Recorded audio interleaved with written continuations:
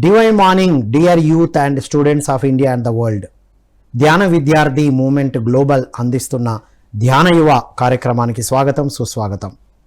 ధ్యాన యువ విద్యార్థులకు, యువతకు ఆత్మ వికాసంతో పాటు జీవన వికాసాన్ని, వ్యక్తిత్వ వికాసాన్ని సంబంధించిన అన్ని అద్భుతమైన విషయాలు అందిస్తుంది మీ ధ్యాన యువ. ఈనాటి ధ్యాన యువలో youth for nation.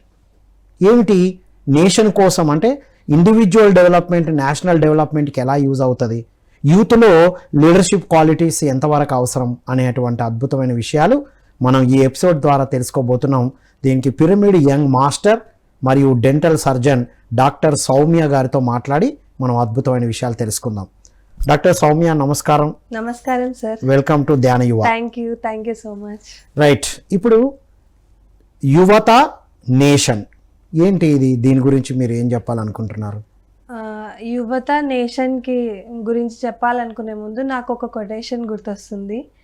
Youth awake, rice, stop not till the goal is reached అనేది చిన్నప్పటి నుంచి వింటూ వస్తున్నది. ఎందుకంటే యువత ఒక దేశానికి ఎట్లా ఆదర్శమో అంతే మార్పు కూడా తీసుకురాగలుగుతారు. Then youth can achieve many more things అనేది నాకు అనిపిస్తూ ఉంటుంది.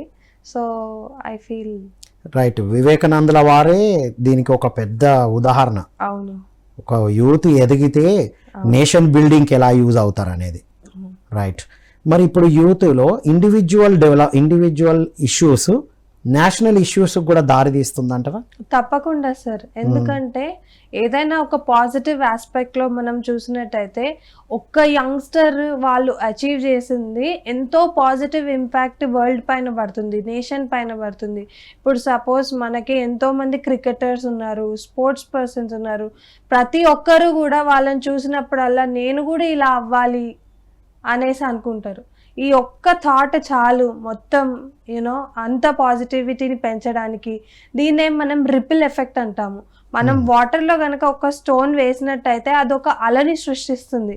సో అలా ఆ రిపిల్స్ వచ్చినట్టయితే సో అది అంచు వరకు, ఎక్కడ వరకు వాటర్ ఉంటే అక్కడ వరకు రిపిల్ వస్తుంది.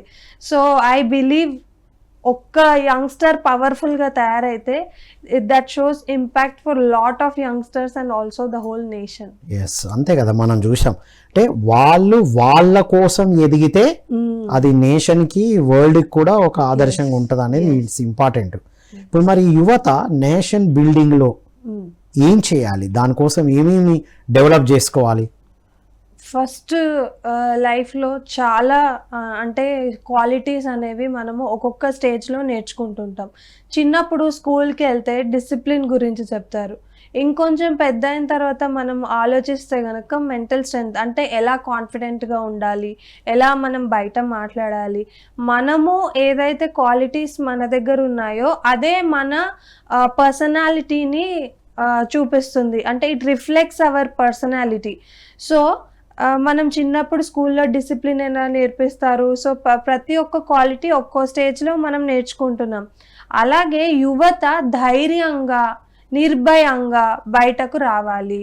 సో ఇలాంటివన్నీ ఎప్పుడైతే వాళ్ళు ఆ ఫియర్ అనే బ్లాకేజ్ని దాటుకుని ముందుకు వస్తారో everything is they can achieve everything. Wow, ముందు ఫియర్ నుంచి బయటపడి ముందుకు రావాలి. రైట్. ఇప్పుడు యువత ఇప్పుడు మేజర్గా మనం నేషన్లో చూస్తే కనుక నిరుద్యోగం, అన్ఎంప్లాయ్మెంట్, రైట్, పావర్టీ, ఈ రెండు నేషనల్ ఇష్యూస్ తీసుకుంటే కనుక poverty as well as unemployment ఉంది. యువత ఈ రెండింటిని ఓవర్కమ్ చేయడానికి వాళ్ళ పాత్ర ఏంటి, ఇందులో ఎలాంటి పాత్ర పోషిస్తే ఈ రెండింటిని ఓవర్కమ్ చేయొచ్చు నేషన్ నుండి? ఫస్ట్ వచ్చేసి ఎడ్యుకేషన్. ఎందుకంటే మన ఇండియాలో చూస్తే కనుక ఎడ్యుకేషన్కి చాలా ఇంపార్టెన్స్ ఇస్తారు. ఎవరైనా కూడా తల్లిదండ్రులు మా పిల్లలు బాగా చదువుకోవాలి అనే ఫస్ట్ క్వాలిటీ ఒకటి ఉంటుంది. వెరాజ్ నేను కూడా వేరే కంట్రీస్కి వెళ్ళాను, బట్ మన ఇండియన్స్ దగ్గర ఉన్న ఆ ఎడ్యుకేషన్ కానివ్వండి, the culture which we teach to our youngsters, it helps a lot in every aspect I feel.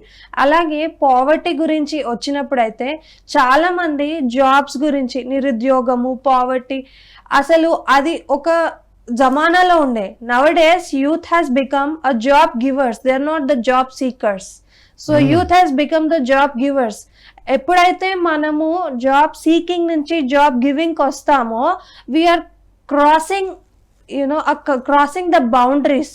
We are breaking that glass ceiling. We are not so limited, we are limitless. We have unlimited energy within us. We have lot of positivity.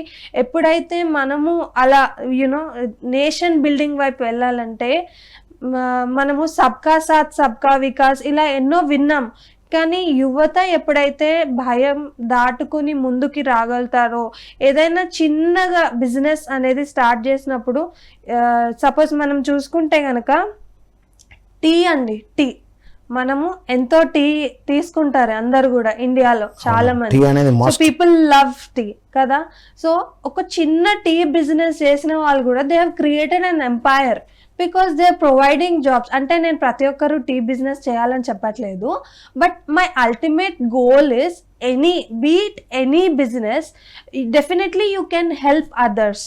It's not only for your own stomach, it's not only for your own food. Definitely చాలా మంది యువతకి ఒక మార్గం అనేది చూపించడానికి మళ్ళీ యువతనే మనకు అవసరము. ఇప్పుడు ధ్యానం నేర్పాలంటే ఒక విద్యార్థి తను నేర్చుకుంటే పక్కతోటి విద్యార్థికి ఎలా చక్కగా ఎక్స్ప్లెయిన్ చేయగలుగుతారో, these lot of youngsters they can give jobs to many other youngsters. ప్రతి ఒక్కరి దగ్గర ఒక్కొక్క టాలెంట్ ఉంటుంది. ఒకరి దగ్గర అడ్మినిస్ట్రేషన్ ఉంటుంది, ఒకరి దగ్గర నాలెడ్జ్ ఉంటుంది, ఒకరి దగ్గర కమ్యూనికేషన్ ఉంటుంది. Somebody can handle finances very well. So there are so many other things. When one individual starts a business or అదే ఎవరైనా ఒక పరిశ్రమ గనక ఒక యువత స్టార్ట్ చేసినట్టయితే గనక తప్పకుండా మరో 10 మంది విద్యార్థులకి జాబ్ ఇవ్వడమే కాకుండా వాళ్ళలో ఒక ధైర్యాన్ని, ఒక ఇన్స్పిరేషన్ని నింపుతుంది. So this is what I feel. అంటే ఇప్పుడు యువత ఒక జాబ్ సీకింగ్ నుండి గివింగ్ నేచర్కి ఎదగడం, అది ఇప్పుడు ప్రజెంట్ జరుగుతుంది అనుకుంటున్నప్పుడు, ఒకవైపు అన్ఎంప్లాయ్మెంట్ కోసం వెయిట్ చేయడాలు కూడా జరుగుతుంది. అంటే మీరు అన్నట్టు ఎడ్యుకేషన్ అనేది ఎక్కువగా ఫోకస్ పెట్టినప్పుడు పావర్టీ ఆటోమేటిక్గా వెళ్ళిపోతుంది. జాబ్ తీసుకోవడం కాదు, ఇచ్చే స్టేజ్కి వెళ్ళినప్పుడు నేషనల్ బిల్డింగ్లో యూజ్ అవుతారు. ఇప్పుడు వాళ్ళకి కావాల్సిన మేజర్ క్వాలిటీ ఏంటి? ఇప్పుడు ఎంటర్ప్రీనర్గా ఎంప్లాయ్మెంట్ ఇవన్నిట్లో ఎదగాలంటే లీడర్షిప్ పాత్ర ఎంతవరకు ఉంటుంది ఒక యువతకి? ఫస్ట్ కావాల్సింది సెల్ఫ్ కాన్ఫిడెన్స్, నంబర్ 1. ఎస్, ఏదైనా అడుగు వేయాలంటే ముందే మనమే చాలా నెగిటివ్గా ఆలోచన చేసుకుంటాం. అది నేనేమి తప్పని చెప్పట్లేదు, because I have seen so many things in my life. ఎందుకంటే నేను ఒక చిన్న 10x10 రూమ్లో ఒక డెంటల్ క్లినిక్ స్టార్ట్ చేశాను. ఓకే, ఆడపిల్ల పెళ్లి చేస్తే వెళ్ళిపోతుంది, ఇంత చదివించాము, డాక్టర్ చేసాము, వదిలేద్దాము అని అనుకుంటే, నేను ఆ రోజు భయపడి ఉంటే, చాలామంది ఏంటంటే పేరెంట్స్ పుష్ చేస్తారు, బట్ పిల్లలే భయపడతారు. ఒక్కొక్కసారి పిల్లలు ధైర్యంగా ఉంటారు, పేరెంట్స్ భయపడతారు. సో ఆ అవగాహన అనేది వాళ్ళకి ఉండాలి. ఎస్, మా బాబు చేయగలుగుతాడు and I will stand for my son or for my daughter అనేసి పేరెంట్స్ అనుకోవాలి డెఫినెట్లీ. అండ్ పిల్లలు కూడా మా పేరెంట్స్ నన్ను ఇంత నమ్ముతున్నందుకు నేను దాన్ని ఎలాగైనా నిలబెట్టుకుంటాను అనే ధైర్యం ఫస్ట్ వాళ్ళకు వస్తుంది.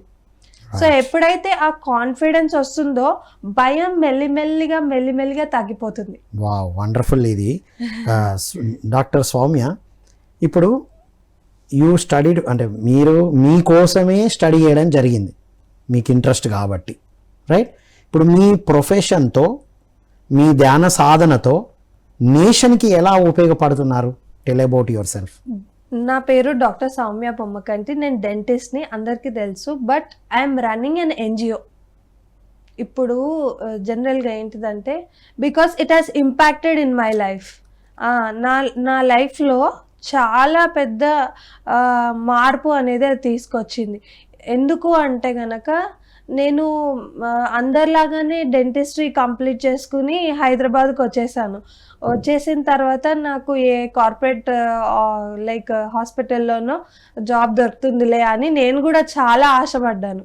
అసలు బీడీఎస్ కంప్లీట్ అయిపోయిన తర్వాత ఒక 30,000 అన్న శాలరీ వస్తుందేమో, at least I can start up, then we can see మళ్ళీ మనము స్పెషలైజ్. ఎందుకంటే మిడిల్ క్లాస్ ఫ్యామిలీస్లో ఎట్లుంటుందంటే చదువుకోవడం ఎంత ఇంపార్టెంటో తర్వాత మనము ఎంత ఎర్న్ చేస్తున్నామా లేదా ఫ్యామిలీకి ఎంత సపోర్ట్గా ఉంటున్నామా అనేది కూడా ఆలోచించుకుంటాం.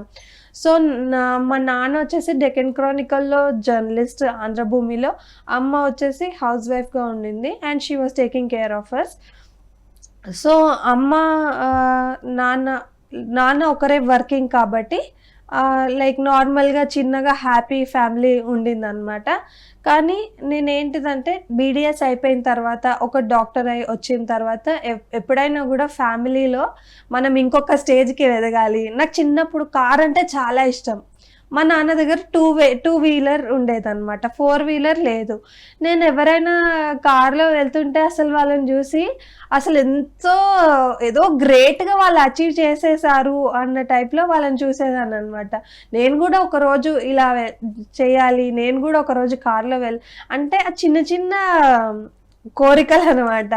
సో నేను అప్పుడు తెలియని స్థితి కదా, చిన్నతనం, మనం ఏదైనా చూస్తే తొందరగా అట్రాక్ట్ అయిపోతాం. సో నాకు కార్ అంటే చాలా ఇష్టం ఉండేది. అట్లా స్టార్ట్ అయ్యింది నా జర్నీ. కాకపోతే నేను జాబ్ వస్తుందని అనుకున్నా, హైదరాబాద్కి వచ్చేసిన. కాలేజ్ అయిపోయిన తర్వాత వచ్చేసి జాబ్ సర్చెస్ చేస్తున్నా, ఎక్కడా జాబ్స్ లేవు. జాబ్స్ ఎక్కడా లేవు. ఇంకా గవర్నమెంట్ పోస్టులు అంటారా, ఏ ఒకటో రెండో ఉంటుంది. అది కూడా ఆ ఒక్క జాబ్ కోసం అందరూ కొట్టుకుంటారు. సో అప్పుడు నేను కమర్షియల్ క్లినిక్స్, కార్పొరేట్ క్లినిక్స్లో వర్క్ చేయడానికి వెళ్ళేదాన్ని. ఫస్ట్ నాకు 6,000 ఇచ్చారు సార్. అయితే ఒక రోజు కూర్చుని మా అసిస్టెంట్తో మాట్లాడుతూ ఉంటే నాకు జీతం పడింది అంటే, ఎంత అని శాలరీ అంటే, నాకు 5,500 అని గట్టి చెప్తుంది. నేను బీడీఎస్ చేసి నేను డాక్టర్ చేసి 500కి నేను ఇంత కష్టపడాలా ఆలోచించాను అన్నమాట. తర్వాత మళ్ళీ మార్నింగ్ నుంచి నైట్ వరకు వర్క్ చేసేదాన్ని. అది కూడా నేను బస్ పాస్కి నాకు 1,000 రూపీస్ అటు ఇటు ఖర్చు అయిపోయేవి. ఎప్పుడైనా ట్రాన్స్పోర్టేషన్కి లేట్ అయితే ఇంకో 500 అలా. తీరా వచ్చి చూస్తే 3,000 ఉన్నాయి. ఈ 3,000తో నేను ఇంటికే తీసుకెళ్ళాలా, నాకు కావాల్సినవి నేను కొనుక్కోవాలా, నా అంబిషన్స్ అంటే నేను ఏదైనా పర్స్యూ చేయాలనుకుంటే ఆ కోర్సుకే నేను పెట్టుకోవాలా. సో ఇవన్నీ ఆలోచిస్తున్నప్పుడు where it comes the job giving. So when I'm only seeking less, what can I expect అనేసి నేను అనుకున్నా. తర్వాత నేను ఒకరోజు సాయి ఓరల్ హెల్త్ ఫౌండేషన్లో, అక్కడ చాలా మంది వస్తుంటారు పేషెంట్స్, అది సర్వీస్ ఆర్గనైజేషన్ అని చెప్పారనమాట. పద్మశ్రీ ఏఎస్ నారాయణ గారిది. అక్కడ వాళ్ళు కండక్ట్ చేస్తున్నారు. వరల్డ్ హెల్త్ ఆర్గనైజేషన్ వాళ్ళు ఒక కంటైనర్ని డొనేట్ చేస్తారనమాట. రైట్. సో ఆ కంటైనర్ని డొనేట్ చేస్తే అక్కడ డాక్టర్స్ వర్క్ చేస్తారు. సో రీజనబుల్ ట్రీట్మెంట్ జరుగుతాయి. సో నేను ఏం చేస్తానంటే, అక్కడికి ఒకసారి ఎప్పుడో అప్లికేషన్ పెట్టిన తర్వాత నాకు చాలా లేట్గా ఒకరు వెళ్ళిపోయారు, అక్కడ ఖాళీ ఉందని తెలిసిందనమాట. సో నేను అక్కడికి వెళ్ళిపోయాను. అక్కడ కూడా ఒక 500 అటు ఇటు, ఇంకా తక్కువే. ఎక్కడికి వెళ్ళినా మన పరిస్థితి ఇలాగే ఉంది. మెడిసిన్ చేస్తే బాగా సంపాదించవచ్చు. ఇది ఎప్పుడు అంటే బాగా ఎదగొచ్చు. 2013లో ఇదంతా జరిగింది. సో అలా జరిగింది. తర్వాత నేను అనుకున్నా, సరే మనము ధ్యానము నేర్చుకున్నాం, సర్వీస్ అంటున్నాం, సరే జాయిన్ అయిపోదాము, అక్కడ ఇక్కడ రెండు ఒకేలాగా ఉంది అనేసి నేను జాయిన్ అయిపోయాను. ఎవ్రీ థర్స్డే సాయి ఫౌండేషన్ కదా, బాబా సాంగ్స్ వాళ్ళు హారతి అవన్నీ ఆరాధన చేసుకుని ప్రేయర్ చేసేవాళ్ళు అనమాట. అట్లా నేను సమ్వేర్ ఇన్ మీ అంటే అక్కడికి వచ్చినప్పుడు చూసాను చాలా మంది, మనలా ఎంతో మంది ఉంటారు sir. Common people are so many people. ఎవరో 10 పీపుల్లో 3 to 4 will be like high స్టాండర్డ్స్లో ఉండి maybe they can afford may. But if you see the population, basic population ఎంత మిడిల్ క్లాస్ వాళ్ళైనా కూడా సేవింగ్స్ అనేవి చేసుకోవాలనుకుంటారు కదా. సో అందరికీ కామన్గా ఉండేది 60% of the people are like that అనేసి నేను చూశాను సమ్వేర్ నిజంగా వీళ్ళందరూ సేవ కోసము ఇక్కడ ఇంత దూరం వచ్చి వాళ్ళకి ఏదో హెల్ప్ అవుతుందని ఇక్కడ ట్రీట్మెంట్స్ చేయించుకోవడం జరుగుతుంది. అప్పుడు నేను ఒక్కసారి డబ్బులు పక్కన పెట్టేసి ఆలోచించాను అసలు దీని గురించి, అసలు ఇది ఏంటి, వీళ్ళు సేవ చేయడం వల్ల వీళ్ళకి ఏమొస్తుంది. ఇట్లా ఆలోచించినప్పుడు ఏమైందంటే నా పర్స్పెక్టివ్ అనేది ఇంకా పెరుగుతూ వస్తుంది. అంటే వాళ్ళ మీద ఒక పాజిటివ్ యాటిట్యూడ్ అనేది నాకు ఏర్పడింది. ఫస్ట్ వాళ్ళు నాకు జాబ్ ఇచ్చినందుకు నాకు రెస్పెక్టే, కానీ ఒక పర్సన్ మీద ఒక రకమైన అభిమానం పెరగడం మొదలెట్టింది నాకు.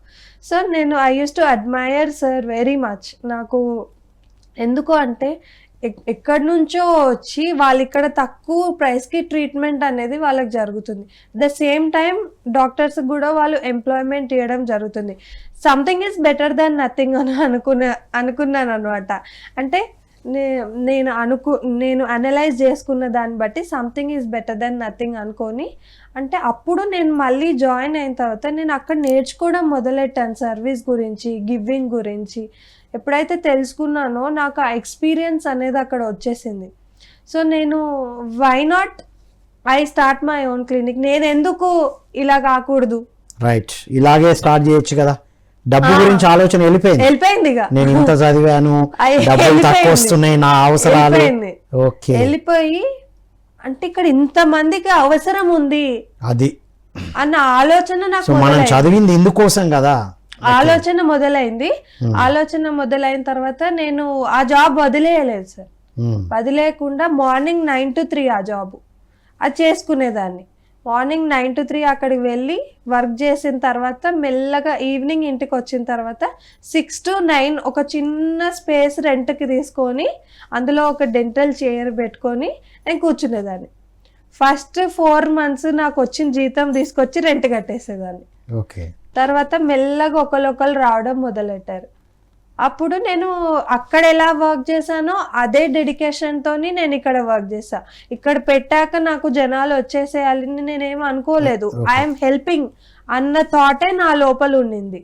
సో ఆ థాటే నేను ఇక్కడ కంటిన్యూ చేశాను. అక్కడ ఎంత డిసిప్లిన్ తోని వర్క్ చేశానో, అక్కడ ఎంత గ్రేట్ఫుల్ గా అనిపించేదో సేమ్ థింగ్ నేను ఇక్కడ కూడా మొదలెట్టాను. ఓకే. అప్పుడు అందరికీ చాలా హ్యాపీగా అనిపించింది. ఎందుకంటే ఇప్పుడు ఏదైనా ఒక ప్రాబ్లం వచ్చినప్పుడు ఫస్ట్ వాళ్ళు భయపడతారు, కంగారు ఉంటుంది, ఆ యాంగ్జైటీ ఉంటుంది. నేను హ్యాపీగా వాళ్ళని రిసీవ్ చేసుకున్నప్పుడు అది ఒక కంఫర్ట్ ప్లేస్ లాగా వాళ్ళకి అనిపించింది.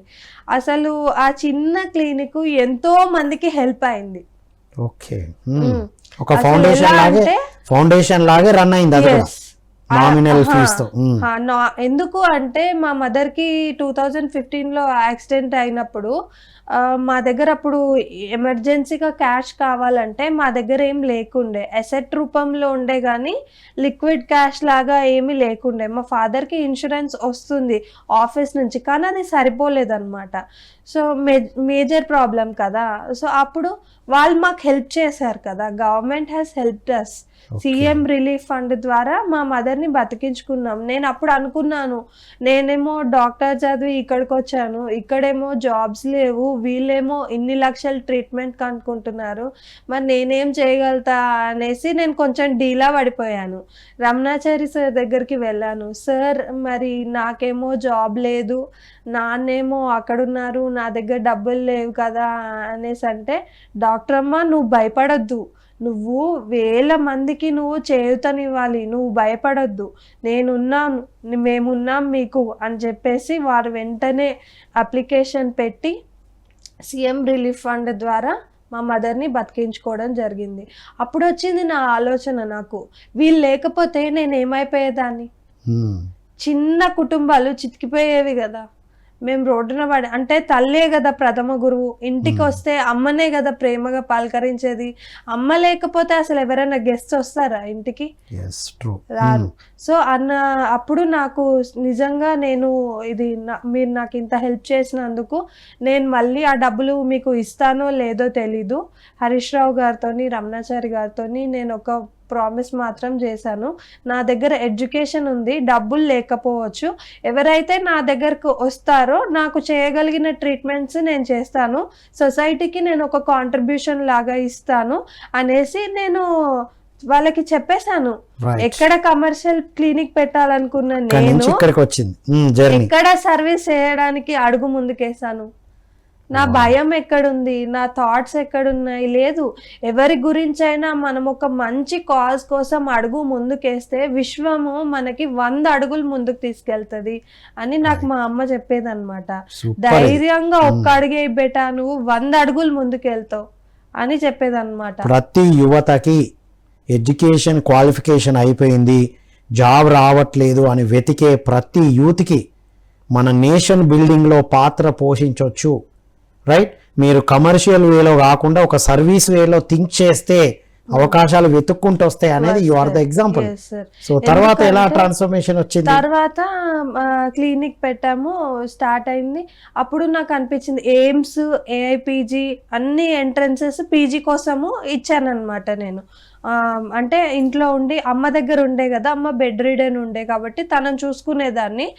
తర్వాత ప్రిపేర్ అయితే నాకు అప్పుడు ఎంట్రన్సెస్లో అది కుదరలేదన్నమాట. ఇంకా ఖమ్మంలో మాత్రము చిల్డ్రన్ స్పెషలిస్ట్ ఆపర్చునిటీ వచ్చింది కానీ నేను వదిలేసుకున్నాను అది. ఎందుకు అంటే కనుక నాకు మదర్ కంటే ఎక్కువ ఇంపార్టెంట్ ఏది కాదు. ఎక్కడికో వెళ్ళాల్సి వస్తుంది.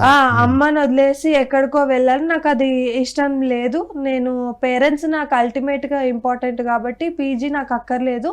ఆ పీజీ చదివి 3 సంవత్సరాలు నేను చేసి మళ్ళా వచ్చి నేను ఫ్రెషర్ కింద చేసే బదులు నాకు తోచినంత సహాయం నేను ఎవరికైనా చేస్తాను అని చెప్పేసి మొత్తం ఊరు తిరిగాను నేను.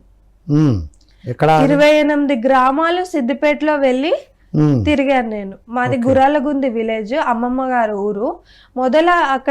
అక్కడ స్టార్ట్ చేశాను. ఒక డెంటల్ క్యాంప్ స్టార్ట్ చేశాను. అక్కడ డెంటల్ క్యాంప్ స్టార్ట్ చేసి మాకు కొన్ని మెడికల్ రిప్రజెంటేటివ్స్ ఎవరైనా శాంపిల్స్ ఇచ్చినా లేదా కొన్ని బ్రషెస్ నేను సొంతంగా కొనుక్కొని ఆ కొంచెం డబ్బులతోనే క్లినిక్ నడిపేదాన్ని. ల్యాబ్కి అన్ని పోను, ఏమన్నా డబ్బులు కొంచెం మిగిలితే గనక బ్రష్లు పేస్టులు అన్ని కొనుక్కొని విలేజెస్కి వెళ్ళిపోయేదాన్ని. అసలు వీళ్ళకి కదా హెల్త్ గురించి చెప్పాలి, నేను వీళ్ళకి కదా హెల్త్ గురించి అవసరము అని చెప్పేసి ప్రతి గ్రామం తిరిగాను. నేను ఒక్కదాన్ని తిరగడం కాకుండా 10 డాక్టర్స్కి నేను తీసుకెళ్లేదాన్ని. ప్రతి డాక్టర్ లైక్ మైండెడ్ డాక్టర్స్ లేదు, ప్రతి డాక్టర్ కి నేను పే చేసేదాన్ని.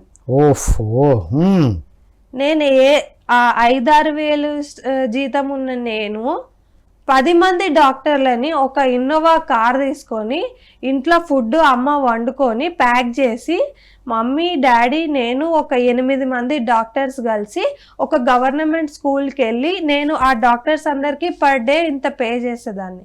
ఎందుకంటే అప్పుడు వాళ్ళకు కూడా హెల్ప్ అవుతుంది కదా, వాళ్ళు కూడా ముందుకు వస్తారు ఇంకా ధైర్యం. సో అంటే సర్వీస్ చేయడం వల్ల ఇక్కడ వరకు ట్రాన్స్ఫార్మ్ అవుతూ రావడం జరిగింది.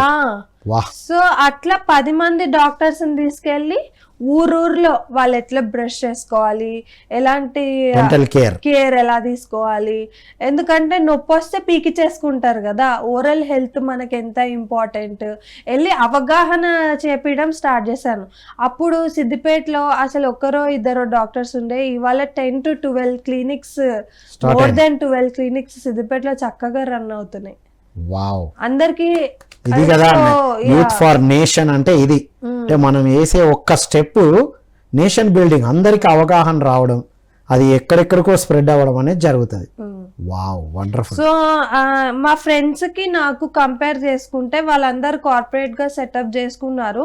ఫినాన్షియల్ గా నాకు కొంచెం తక్కువ వచ్చి ఉండొచ్చు, బికాస్ నేను సర్వీస్ చేశాను కాబట్టి. ఎందుకంటే నేను ఇప్పుడు కమర్షియల్ గా చూసుకుంటే ఏదైనా కార్పొరేట్ హాస్పిటల్లో ఉన్న చార్జెస్ మనము ఆర్గనైజేషన్లో పెట్టలేము, కానీ మనం క్వాలిటీ ట్రీట్మెంట్ ఇవ్వాలి కాబట్టి నేను ఏం చేసేదాన్ని అంటే హాఫ్ తీసేసేదాన్ని. ఇప్పుడు rent, doctor salaries, treatment, medical charges, మిగతా పోను ఒక 5 to 10% అమౌంట్ ఉండేటట్టు చూసుకొని, ఎమర్జెన్సీస్ ఏమైనా ఎక్విప్మెంట్ పాడైనా ఏమైనా ఉన్నా అట్లా చూసుకొని నేను స్టార్ట్ చేసేదాన్ని. మార్నింగ్ నేను అక్కడ వర్క్ చేసేదాన్ని కదా, అక్కడ ఎంతో కొంత మిగిలేదు కదా. ఇంకా ఇక్కడ నేను ప్రతి చోట వెళ్ళి తిరిగి పాంప్లెట్స్ కొట్టించేదాన్ని ఓరల్ హెల్త్ గురించి. కొట్టించుకొని పాంప్లెట్స్, పేస్టులు, బ్రష్లు వేసుకొని తిరిగి ప్రతి ఒక్కరికి ఊర్లో హెల్త్ గురించి చెప్పేదాన్ని. ప్రివెన్షన్కి ఎక్కువ డబ్బులు ఖర్చు అవ్వవు కదా. ట్రీట్మెంట్ కాదు, ఓన్లీ ప్రివెన్షన్, అవగాహన, అవేర్నెస్ క్యాంప్స్. సో ఓవరాల్గా డాక్టర్ సౌమ్య, ఇప్పుడు దీన్ని బట్టి what you want to tell to the youth? ఇప్పుడు యూత్ చాలామంది ఉద్యోగాలు కావాలనే వెతుకుతున్నారు. వాళ్ళకి కావాల్సినంత కావాల్సినంత శాలరీ రాకపోతే వెయిట్ చేస్తున్నారు. నేను ఇంత చదివాను, డాక్టర్ చదివాను, లేదా MBA చదివాను, MSc చదివాను, ఇంత శాలరీ వచ్చేదాకా ఆగుతున్నారు. Where there is a will there is a way. మనము అనుకోవాలి, అది గొప్పగా మేనిఫెస్ట్ అవుతుంది మన లైఫ్లో. నేను ఇంతే అని కాకుండా నేనెంతో అని అనుకోవాలి. అనుకొని మనం ఒక్క అడుగు ముందుకేస్తే విశ్వం మనల్ని చక్కగా తీసుకెళ్తుంది ముందుకి. కాకపోతే మనం చేసే ప్రతి పనిలో అందరికీ ఉపయోగపడేటట్టు కొంత మనము సమాజానికి ఉపయోగపడాలి అనుకుని మనం కొద్దిగా ముందుకెళ్తే కనుక డెఫినెట్గా మీకు బయట కంటే, అంటే మీరు అనుకున్న దానికంటే ఇనీషియల్గా మీరు చిన్నగా ఉండొచ్చు, బట్ మీరు చేసిన ఆ హెల్ప్ వాళ్ళ లైఫ్లో ఎంతో ఇంపాక్ట్ పడుతుందన్నమాట. సో ప్రతి ఒక్కరికి అది ఉపయోగపడుతుంది. ఇట్లనే మనం ఒక హెల్దీ నేషన్ని బిల్డ్ చేయొచ్చు. మొత్తం భారతదేశం వైపు ప్రపంచం మొత్తం తొంగి చూసేలాగా. ప్రకటనలు మీవి, ప్రచారాలు మావి. జీవితంలోని వెలుగులు అందరివి. DVM గ్లోబల్ ఛానల్లో మీ ప్రకటనల కోసం సంప్రదించవలసిన phone numbers. Youth for nation అనేది డాక్టర్ సౌమ్య ద్వారా తెలుసుకుంటున్నాం. వారి పర్సనల్ ఎక్స్పీరియన్స్ ద్వారా తెలుసుకున్న విషయాలు, సేవకు ముందుకెళ్తే నేషనల్ బిల్డింగ్ గురించి మనం ఆలోచించినప్పుడు పర్సనల్గా, ప్రొఫెషనల్గా ఎలా ఎదుగుతాం అనేది తెలుసుకున్నాం. మరిన్ని అద్భుతమైన క్వాలిటీస్ బిల్డింగ్ గురించి మాట్లాడుకుందాం ఇప్పుడు. సో సౌమ్య, సో ఇలా సర్వీస్కి స్టెప్ వేసినప్పుడు ప్రొఫెషనల్ అండ్ డ్రీమ్స్ ఫుల్ఫిల్ అవ్వడం, కారు కొనాలి, ఇవన్నీ డ్రీమ్స్ అన్ని ఫుల్ఫిల్ అవ్వడం జరిగిందా? జరిగింది. రైట్. ఎలా అంటే it all happened in manifestation. అంటే మనం ఒక సర్వీస్కి నేషన్ అంటే బిగ్ పిక్చర్లో హెల్ప్ చేసినప్పుడు, బిగ్ పిక్చర్లో వర్క్ చేసినప్పుడు స్మాల్ థింగ్స్ అన్నీ వచ్చేస్తాయి అనేది ఇందులో లెసన్. మనము ఎంత పెద్ద గోల్ అచీవ్ చేయాలన్నా స్టార్టింగ్ అయితే ఒక్క అడుగే కదా. ఆ ఒక్క అడుగు గట్టిగా వేసామంటే 100 అడుగులు లాంగ్ జంప్స్ తీసుకుంటూ వెళ్తాం. Long jumps, wonderful. ఇప్పుడు యువత వాళ్లకు కావలసినంత శాలరీ వచ్చేదాకా వెయిట్ చేస్తూ ఉంటారు. అంటే మీ స్టోరీతో ఏమర్థమైందంటే ఎక్కడైనా ఒక దగ్గర బిగిన్ చేయాలని. ఆ బిగిన్ చేయడానికి, ఆ బిగిన్ చేసిన దాన్ని కంటిన్యూ చేయడానికి కావలసిన క్వాలిటీస్ ఏంటివి? అదే ఇందాక మనం అనుకున్నట్టు ఎక్స్ప్లోర్ చాలా చేయాలి సార్. అంటే నా పరిధి ఇంతే అని ఆలోచించుకోకుండా నేను ఏం చేయగలను, నేషన్ నాకేమిస్తుంది అని కాకుండా నేషన్కి నేనేం చేయగలను అన్న ఆలోచన ఫస్ట్ మనం బిల్డ్ చేసుకోవాలి. అలా ఆలోచన బిల్డ్ చేసుకున్న తర్వాత మనము అంటే ఎక్కడి నుంచి మొదలెట్టగలము, మనం ఇప్పుడు ఉన్న ప్లేస్ ఏంటి, దీనికి మనం ఏమేం కావాలి డెవలప్ అవ్వాలంటే అలా రాసుకోవాలన్నమాట ఒక పేపర్ మీద. విత్ ఇన్ ద రీచ్ ఏమున్నాయి, అవుట్ సైడ్ ద రీచ్ ఏమున్నాయి. అవుట్ సైడ్ ద రీచ్ అంటే మన చేతుల్లో ఏముంది, మన చేతుల్లో ఏం లేదు. మన చేతుల్లో లేని దాని గురించి మనం ఓన్లీ మేనిఫెస్టేషన్. మన చేతుల్లో ఉన్నది ఏంటి? Hard work, smart work, good work and good will ఎప్పుడైనా మిమ్మల్ని ముందుకు తీసుకెళ్తుంది. కొంచెం good intention, positivity, good will, కృతజ్ఞతా భావం. అంటే నేను ఇక్కడుండి ఇంకా హై వెళ్ళాలనుకుంటున్నా, కానీ ఇక్కడికి వచ్చినందుకు కూడా నేను చాలా గ్రేట్ఫుల్. దీనికి కృతజ్ఞతతో ఉండాలి. ఫస్ట్ గ్రౌండింగ్ చేసుకోవాలి మనల్ని మనం. చాలా మందికి ఇప్పుడు నేను BDS చదవగలిగాను, ఇంకా చదవలేని వాళ్ళు కూడా చాలా మంది ఉన్నారు. చదవాలని కోరిక ఉండి కూడా చదవలేని వాళ్ళు ఉంటారు, పూర్తి చేయలేని వాళ్ళు ఉంటారు. సో ఫస్ట్ నేను డాక్టర్ అయినందుకు నేను చాలా గ్రాటిట్యూడ్తో ఉన్నా, కృతజ్ఞతా భావంతో నేనున్నా. అంటే నేను గ్రౌండెడ్గా ఉన్నాను. సో నేను స్టేబుల్గా ఉన్నాను, దృఢంగా ఉన్నాను. సో ఇప్పుడు నెక్స్ట్ ఏంటంటే నేను ఏం చేయగలను, తర్వాత నాకు ఏం కావాలి. రైట్. నాకేం కావాలి, మన పరిధి దాటి బయట ఉన్న దానికోసం మనం ఏం చేయగలుగుతామంటే మనం ధ్యానం చేయగలుగుతాం అంతే. ఓకే, పరిధి దాటి చేయగలిగింది ధ్యానం. ధ్యానం ఒకటే. ఎందుకంటే ఇప్పుడు ఒక కార్ కావాలి, నా ఎగ్జాంపుల్ చెప్తాను. నాకు ఒక బ్లూ కలర్ కార్ ఉండేది, నాకు కార్ కావాలనుకున్నాను ఫస్ట్, కానీ అప్పుడు నా దగ్గర డబ్బులు లేవు. సో నేనేం చేశానంటే బాగా, అంటే అప్పుడు మా అన్నయ్యకి జాబ్ వచ్చింది. సో నేనేం చేశానంటే నాకు ఒక కారు ఉంటే బాగుంటుంది కదా అని నేను జస్ట్ అనుకున్నాను అంతే. నేను ఏమి సెకండ్ థాట్ ఆలోచించకుండా నేను హరువురాలనా కాదా, నా దగ్గర ఇన్ని డబ్బులే ఉన్నాయి, నాకు అవి ఎక్కడి నుంచి వస్తాయి, వచ్చినాక నేను బిల్స్ ఎక్కడి నుంచి కడతా, నేను పక్కన ఇవన్నీ కాదు. I only asked nature that నేను ఇంకా బాగా వర్క్ చేసుకోగలగాలి, నేను చేసుకున్న దాంట్లో ఇంకా ఉన్నతమైన స్థితికి నేను వెళ్తూ నలుగురిని నాతో పాటు నేను తీసుకోగలగాలి. అంటే ఇప్పుడు ఒక కారు ఉంటే, నేను ఫస్ట్ 3 years నేను బస్లోనే తిరిగాను.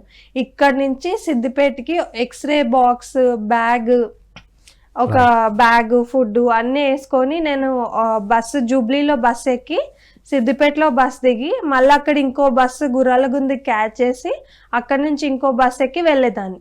తర్వాత అప్పుడు కూడా కృతజ్ఞతతో ఉండడం జరిగింది. ఉన్నాను, అప్పుడు కృతజ్ఞతతో ఉంటే ఈ అవకాశాలు వచ్చాయి. అప్పుడు నేను ఉన్నాను, కానీ నాకు అనిపించింది okay I'm ready to come, నేను వస్తాను. కానీ వేరే డాక్టర్స్ రావాలంటే వాళ్ళు రాలేరు కదా, అందరూ బస్లో. అంటే నేను రెడీగా ఉన్నాను, ఫ్లెక్సిబుల్గా నేను ఉన్నాను. కానీ డాక్టర్స్ కూడా వేరే వాళ్ళని తీసుకురావాలంటే నాకు ఒక కారు ఉంటే బాగుంటుంది. ఎందుకంటే ఒక బస్ మిస్ అయింది అనుకోండి, నెక్స్ట్ బస్ రావడానికి 1/2 hour పడుతుంది. సో హైదరాబాద్ రీచ్ అవుతే లేట్ అవుతుంది కదా, ఉంటే బాగుంటుందిలే అనేసి అనుకున్నా అంతే. నీకోసం కాకుండా నేను ఇంకా అద్భుతంగా వర్క్ చేయడానికి, అందరినీ హ్యాపీగా తీసుకెళ్లి మరింత సర్వీస్ చేయడానికి కావాలి అనుకోవడం జరిగింది. అనుకున్నా. అప్పుడే మా బ్రదర్ కి జాబ్ వచ్చింది, ఆయన వెహికల్ తీసుకొని నా చేతిలో పెట్టేసి. వండర్ఫుల్. అంటే కావాలి అనుకున్నప్పుడు సిన్సియర్గా ఒక నేషన్ బిల్డింగ్ థాట్ ఉంటే మనకు కావాల్సినవి వస్తాయి అనడానికి ఇది నిదర్శనం. అవును. వావ్. సో అలా అది అయిపోయింది. తర్వాత నేను మ్యారేజ్ అయిపోయినాక నేను అంటే ఆ ఒక్క బ్రాంచ్ నుంచి సిద్దిపేట అంటే సికింద్రాబాద్లో ఫౌండేషన్ ఉండేది, కానీ నాకంటూ కొంచెం అమౌంట్ ఉండాలి కదా చేతిలో ఖర్చులకి. అది నేను ప్రతిసారి నేను ఫౌండేషన్లో ఏమి ఎదురు చూడలేను కదా. సో కాంట్రిబ్యూషన్స్ కాదు, నేను అడగలేదు. బికాస్ నాకేంటిదంటే సస్టైనింగ్గా ఉండాలి. Okay, it must be self sustainable. నేను ఎప్పుడు ఫండ్స్ అడిగితే ఈ రోజు ఇస్తారు, రేపు ఇస్తారు, కానీ ఎల్లుండి అసలు ఈవిడ ఎందుకు కాల్ చేస్తుంది అనుకుంటారు. సో వాళ్ళు ఏమైనా అనుకోనియండి, but what I wanted is it must be self sustainable అనేసి నేను అనుకున్నా. అనుకుని అది అలా రన్ చేస్తూ ఉన్నా. అండ్ కార్ఖానాలో ఇంకొక క్లినిక్ నేను పెట్టుకున్నాను మా ఫాదర్ హెల్ప్తోని. అప్పుడు అంటే ఇన్ని డేస్ వర్క్ చేసుకున్నాను కదా, అక్కడో ఇక్కడో కొంచెం అడ్జస్ట్ చేసుకొని మా డాడీ ఫ్రెండ్స్ వాళ్ళు వీళ్ళు హెల్ప్ చేస్తే ఒక క్లినిక్ కార్ఖానాలో నేను పెట్టుకున్నా అప్పుడు ఓన్గా. అలా నేను అంటే ఇప్పుడు ఏమైంది, అసలు ఏమీ లేని నేను ఫౌండేషన్ స్టార్ట్ చేసి సర్వీస్ చేశాను. కార్ఖానాలో నా క్లినిక్ నేను పెట్టుకున్నాను. సో నాకు అది అక్కడ నుంచి నాకు హెల్ప్ అయ్యేది అనమాట. అక్కడ నుంచి జనరేట్ అయిన దాన్ని కొంత సర్వీస్ కి కేటాయించడం జరిగింది. అంటే ఓవరాల్ గా సౌమ్య, నేషన్ బిల్డింగ్ అంటే సర్వీస్ ఓరియంటెడ్ నేచర్ తో ఉండడము, అదేనా అర్థం? అవును, రైట్. మనమే కాకుండా మనం బిగ్గర్ పిక్చర్ లో వర్క్ చేయడం, ఇదేనా మీనింగ్? ఇంకేమైనా మీనింగ్స్ ఉన్నాయా? నేషన్ కి బిల్డ్ చేయడం, యువత నేషన్ కోసం ఉండడం అంటే ఏంటి? What is the difference? ఇప్పుడు నేను ఒక యువతను ఉన్నాను ప్రస్తుతానికి, నేను ఇంతవరకు వర్క్ చేయగలుగుతున్నాను. నాలాంటి 100 మంది యువత ఉంటే ఆ వర్క్ ఇంకెక్కువ జరుగుతుంది, మల్టిప్లై అవుతుంది.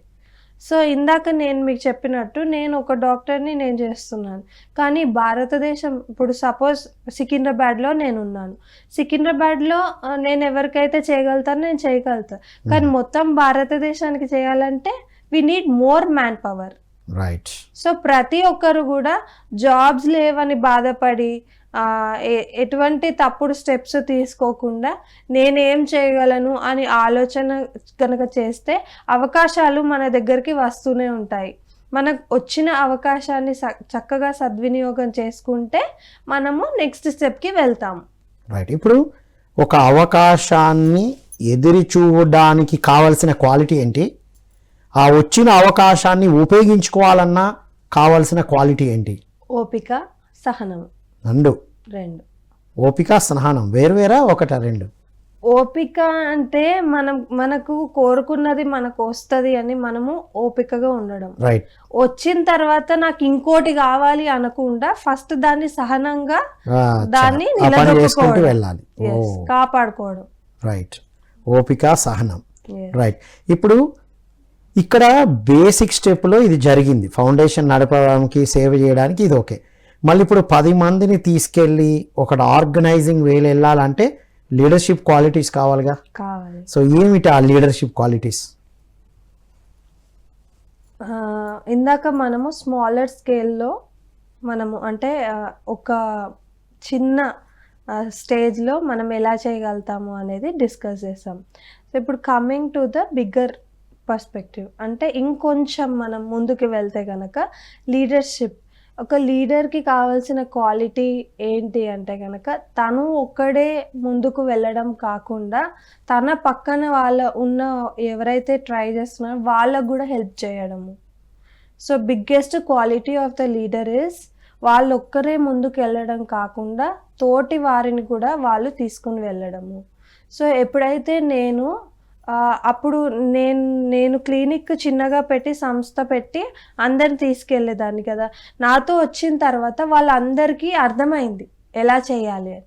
సో ఇప్పుడు ఆ 10 మంది వాళ్ళ ఓన్ ప్రాక్టీసెస్ పెట్టుకున్నారు, తర్వాత వాళ్ళకు ఒక కాన్ఫిడెన్స్ వచ్చింది.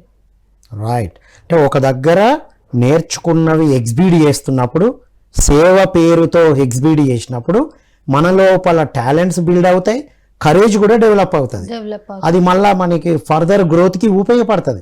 సేవ చేయడం అంటే ఏది కోల్పోవడం కాదు, మనల్ని మనం తీర్చిదిద్దుకోవడం అన్నట్టు అర్థం. అవును. ఎందుకు అంటే ప్రతి మనిషి చాలా యూనిక్. ఇప్పుడు నాకున్న క్వాలిటీస్ వేరే వాళ్ళ దగ్గర ఉండవు, వాళ్ళకున్న క్వాలిటీస్ ఇంకొకరి దగ్గర ఉండరు. పరస్పరంగా మనం అందరం కలిసి నేర్చుకోవాలి. ఇప్పుడు నేను మీ దగ్గర ఇప్పుడు మనం ఒక ప్లేస్కి వెళ్ళి ఇంటరాక్ట్ అయినప్పుడు మన లైక్ మైండెడ్ పీపుల్గా మనం ఇంటరాక్ట్ అయినప్పుడు వాళ్ళ దగ్గర ఏమైనా గ్రేట్ క్వాలిటీస్ ఉంటే మనం జెలస్ ఫీల్ అవ్వకుండా మనం అది నేర్చుకోవాలి వాళ్ళ దగ్గర. మనం తక్కువ ఫీల్ అయిపోకూడదు ఎప్పుడైనా. వాళ్ళు గ్రేట్, మనకేం రాదు, everybody is unique and you have to respect. అందరికీ గౌరవం ఇవ్వాలి. ప్రతి ఒక్కరి ఆలోచనలకి మనము వాళ్ళకి ఆ రెస్పెక్ట్ ఇచ్చినప్పుడే మనం వాళ్ళ దగ్గర కూడా ఎంతో నేర్చుకోగలుగుతాం. రైట్. ఇది అల్టిమేట్ పాయింట్. లీడర్షిప్ క్వాలిటీస్లో హెల్పింగ్ నేచర్తో పాటుగా ఇవన్నీ బిల్డ్ చేసుకోవాలి. ఇది స్టెప్ 1.